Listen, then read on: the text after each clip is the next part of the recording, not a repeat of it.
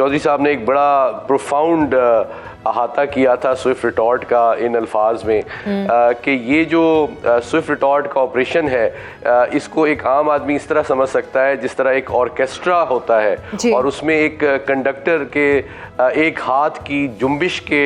जवाब में सैकड़ों जो आलात हैं मुख्तलिफ, वो एक हम आहंगी के तहत एक कॉमन ऑब्जेक्टिव को बहुत एक्यूरेटली, प्रिसाइसली और टाइमली अचीव करते हैं। तो हमारी एयर पावर जो है वो, जिस तरह भी एयर वाइस मार्शल साहब ने कहा कि वो दहाइयों की जो मेहनत है, तरबियत है, उसके नतीजे में वो प्रोफेशनल एक्सीलेंस वो हासिल कर सकी है, जिसका मुजाहिरा आपने स्विफ्ट रिटॉर्ट में देखा। ये उसका ऑपरेशनल एस्पेक्ट है। लेकिन 3 पहलू इसके और हैं जो मैं मुख्तसरन आपके सामने रखना चाहता हूँ। मैं समझता हूँ कि स्विफ्ट रिटॉर्ट की ज़रूरत क्यों पेश आई और इसके खित्ते पे क्या असरात मुरतब हुए या हो सकते हैं, उस पर गौर करना ज़्यादा ज़रूरी है। पहली बात यह है कि मैं समझता हूँ कि भारत के 3 मकासद थे जो पुलवामा के हवाले से सिचुएशन क्रिएट हुई और फिर जो एक नाकाम हमला किया गया बालाकोट के ऊपर। पहला तो उसका सियासी मकसद था, जो कि लोग जानते हैं कि आने वाले इलेक्शंस में एक पाकिस्तान को एम्बेरस करके, शर्मिंदा करके कुछ anti Muslim, anti Pakistan sentiment के हवाले से वोट हासिल किया जाए। लेकिन दूसरा पहलू जो है वो ये था कि इलाकाई बालादस्ती जो है, जो रीजनल हेजमनी है, उसको भी सिंबलाइज किया जाए इस तरह की कार्रवाई के ज़रिए से। और जो तीसरा ऑब्जेक्टिव था वो ये था कि एक सर्जिकल स्ट्राइक के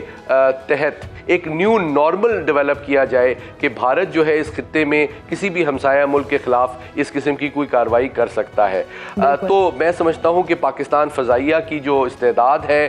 जो प्रोफेशनल एक्सीलेंस है और जो रेडीनेस है,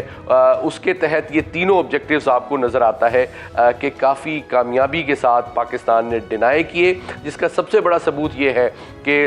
वज़ीर-ए-आज़म मोदी ने ख़ुद ये बात कही कि अगर हमारे पास राफेल जहाज़ होते तो नतीजा कुछ और निकलता, जो कि इस बात का हकीकी तौर पे एतराफ़ है कि जो उनके मकासद थे वो उनकी फ़ज़ाइया, उनकी सियासी क़यादत की तवक्कुआत पे पूरा नहीं उतर सकी और अचीव नहीं कर सकी थी। जबकि दूसरा पहलू ये है कि जो उनका इस रीजन में हेजमनी का ऑब्जेक्टिव है वो पाकिस्तान ने हमेशा 75 साल में डिनाई किया है। और जो तीसरा एस्पेक्ट था कि हमारे डिटरेंस की क्रेडिबिलिटी को एरोड किया जाए और एक न्यू नॉर्मल सर्जिकल स्ट्राइक के ज़रिए से अचीव किया जाए, उसको भी एक इंतहाई दंदान शिकन अंदाज में पाकिस्तान फ़ज़ाइया ने नाकाम बनाया। ऑपरेशन स्विफ्ट रिटॉर्ट के बाद एक दिफाई मुबस्सिर की हैसियत से आपने गुज़श्ता 5 सालों के दौरान भारतीय जारिहाना रवैये का लेवल कहां देखा है?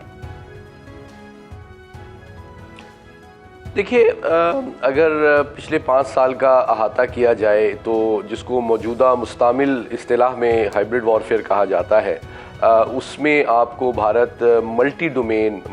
और मुख्तलिफ जहतों के अंदर पाकिस्तान के सलामती के मफादात को नुकसान पहुँचाने की कोशिश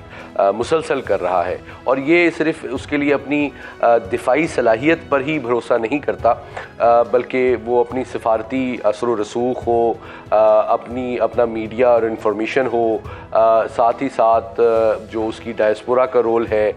उनको भी वो उसी तरह काम में लाता है। पाकिस्तान को बदनाम करने के लिए, आइसोलेट करने के लिए, इकोनॉमिकली वीकन करने के लिए, चाहे वो फैटिफ हो, उसके अंदर भी वो अपना सियासी असर रसूख इस्तेमाल करने की कोशिश करता है। तो इसलिए पाकिस्तान को इस वक्त जहाँ एक जानिब हमारी दिफाई कुव्वत, तस्वीराती कुव्वत इंतहाई मुस्तनद और पूरी दुनिया के सामने एक एहतराम का और एक बहुत बड़ी एक क्रेडिबल सलाहियत की शक्ल में मौजूद है, लेकिन साथ ही साथ हमें सफारती सतह पे, इंफॉर्मेशन डोमेन में और इकॉनमी की डोमेन में भी अपने मफादात को और अपने असर रसूख को दुनिया में बढ़ाने की ज़रूरत है। क्योंकि इन डोमेन्स में भारत मुसलसल ग्लोबल लेवल पे पाकिस्तान के मफादात को नुकसान पहुँचाने की कोशिश कर रहा है और करता रहा है। अलबत्ता मैं एक मुख्तसर ये बात कहता चलूँ कि हमारी कौम के लिए ये बात जानना बहुत खुशाइंद होगी कि अभी जो हाल ही में ऑपरेशन मर्ग बसरमचार किया गया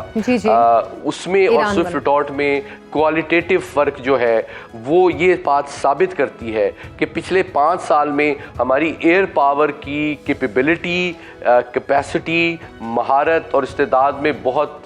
बेपनाह इजाफा हुआ है। और मैं समझता हूँ इस ऑपरेशन की कामयाबी, इसकी सूरत और जिस तरह एयर वाइस मार्शल साहब ने कहा, इसकी जो सिनर्जी है, इसकी जो हम आहंगी है हमारी डिप्लोमेसी के साथ, हमारी इंफॉर्मेशन के साथ, हमारी स्ट्रेटेजिक सिग्नलिंग के साथ, इसकी वो बहुत इम्पॉर्टेंट है कि हमें दुनिया एक ज़िम्मेदार एटमी ताकत के तौर पे देखे कि जिसकी अमन की ख्वाहिश को कमज़ोरी ना समझा जाए, लेकिन कभी भी उसकी सॉवरेंटी, सिक्योरिटी को अगर चैलेंज किया जाएगा किसी भी जानिब से, तो हमारे पास प्रोपोर्शनेट और एक्यूरेट और टाइमली रिस्पांस की बहुत सी ऑप्शंस मौजूद हैं। लेकिन पाक फ़ज़ाइया जो है वो हमेशा पाकिस्तान की